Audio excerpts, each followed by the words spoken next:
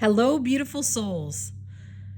I was going to wait until the lawnmowers outside stop, but it's a nice day, and so probably he's not going to stop for the whole weekend, if you know what I mean. So, figure I might as well go ahead and say what I got to say right now. And all I got to say, remind, I guess, is to trust your intuition. You know, over the last 10, 11 years, I have been leaning heavily into being intuitively led in my life. And it wasn't an easy switch, considering I came from being very logical. I've always been emotional, but when it came to making decisions, I thought I needed to use logic, that was the best way. What I've since discovered is that, yeah, logic can help, but the main thing for me in making decisions and what I'm going to call is knowing is intuition. Some people call it their gut. Some people call it discernment. Some people call it intuition. Whatever you want to call it, but it's time to trust it. So I'm not going to name names, but, we're at this time where illusion is becoming exposed. Deception is becoming illuminated. And a lot of us are at this point where, like, okay, so great. Now we know that this has happened. We could be talking about American politics or just so many different things that are just whacked, right? And so we've been learning about them. They've been disclosed to us, and nothing has happened. So we're left holding all of this weight going, okay, great. Now we know this. Now what? Well, I just had this thing of now what? We each individually get to decide what to do with our energy. And so whenever we get that intuitive nudge that whatever we're paying attention to is part of that illusion scheme, well, we have got to take our attention away, share with those that we that think and feel and know and are like-hearted. Share, because some of us have such, and it's funny because that was what my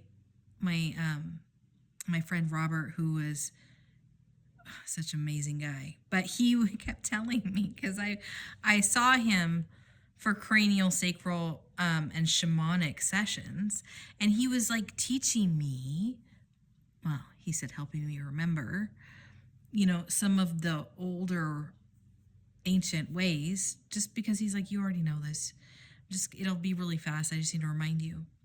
So I was meeting with him a lot, probably 9 years ago, weekly, I don't know, something like that. And he says, wow, you are in this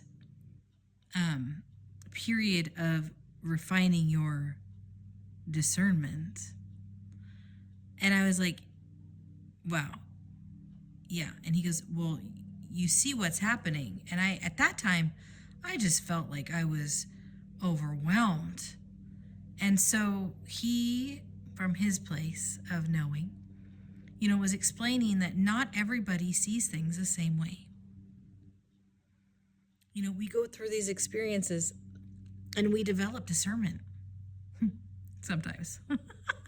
Sometimes we just keep going through the same thing and then we don't. But when we begin to notice a pattern, then we're like, oh, okay, this is something. Pay attention. This feels this way. I'm noticing a pattern. And then if you're an alchemist, you can actually turn that into something positive, even if it was a horrible situation. And then not only that, but then you are able to generalize that whatever that feeling was in your body, the different pattern, it has left a calling card, I'm going to call it, within your awareness. And so you're able to pick it up in completely different situations. And so, some might call that generalizing, being able to generalize a certain energy over, in different situations. That is what I was doing.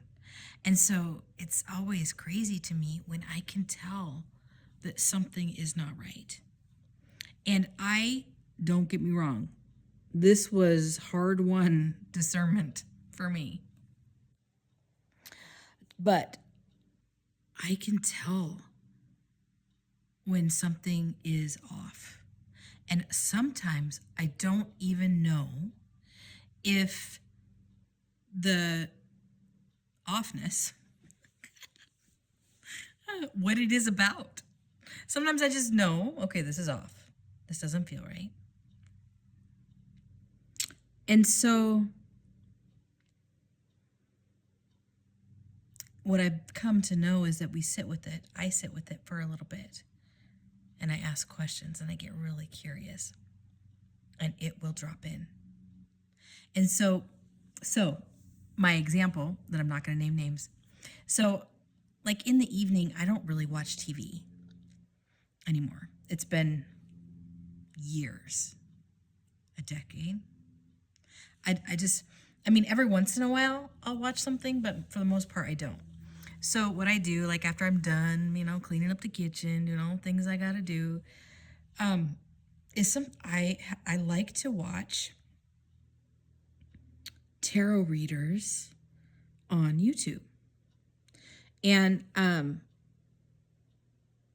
some, I always do like a guided meditation or something right before I go to bed, but I usually watch one, like, in the evening.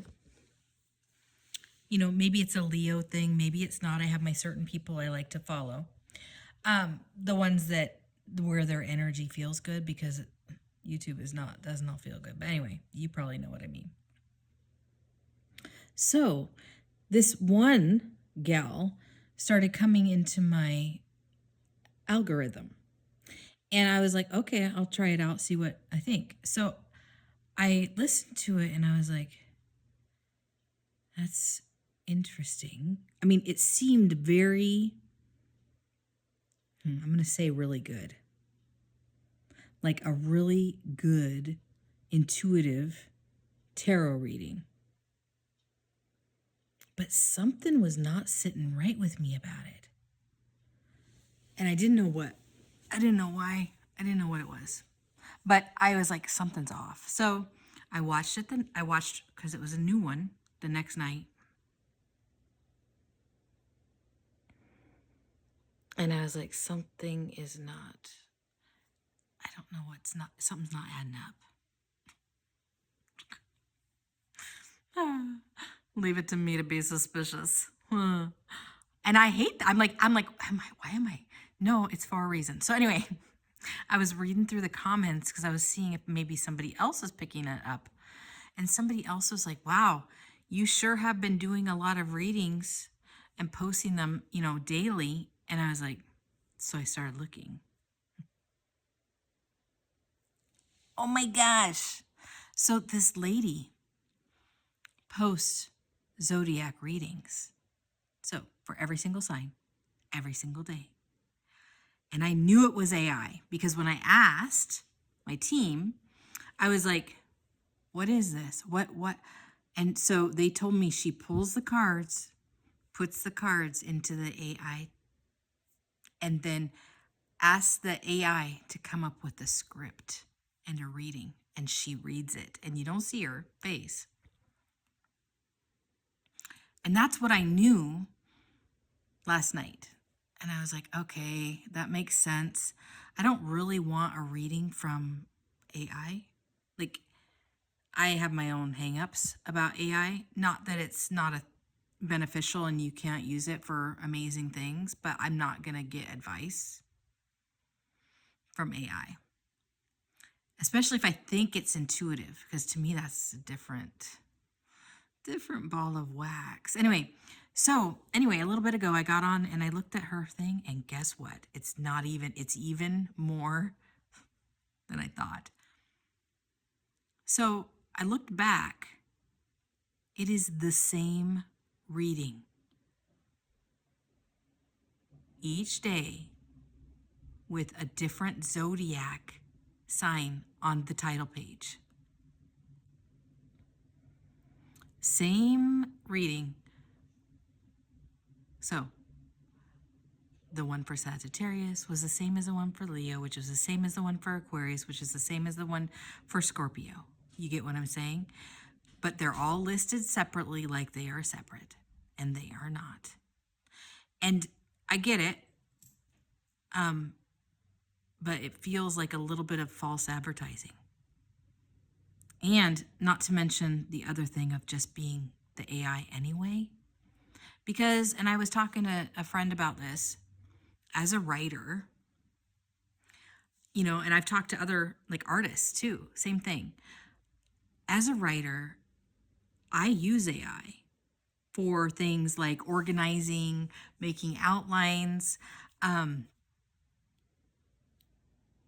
sometimes getting information, but very little because I rely on my own self to get information. But anyway, so like I'll do, okay, so I'm going to be creating a class on XYZ and I need it to have 10 sections. So can we divide it up into 10 sections? So I'll like do it for that kind of thing, for organization purposes. A lot of people are using it for readings, like like this gal is. So like say, I have all these cards here. So I'm going to say, okay, say I was going to pull cards. I'm going to do a reading for you, and I'm going to pull 10 cards. And then I'm going to put these cards into my AI and have the AI spit out a reading for you. And I'm going to charge you like $250, $300. And you're thinking that I am the one that's actually doing the reading, and I'm not. That is widespread all over now. And to me, it's false advertising. You're not actually getting what it is you think you're getting, what you paid for. Do you know what I mean? It's very interesting. And I know I have other friends who have this hang up like I do. I'm not going to say that it's my work if I have AI do it for me, because it's really not.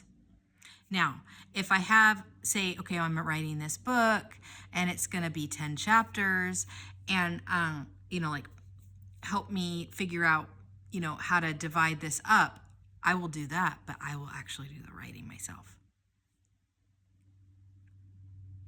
So all these people, and it's really hard because I like a lot of the music the AI makes. I like it. But is it real? I mean, it's AI. And it's okay, but how do I distinguish between what is real creator content and what is not? So I want you to think about that for a minute. That's what I'm considering. Love you guys. Bye.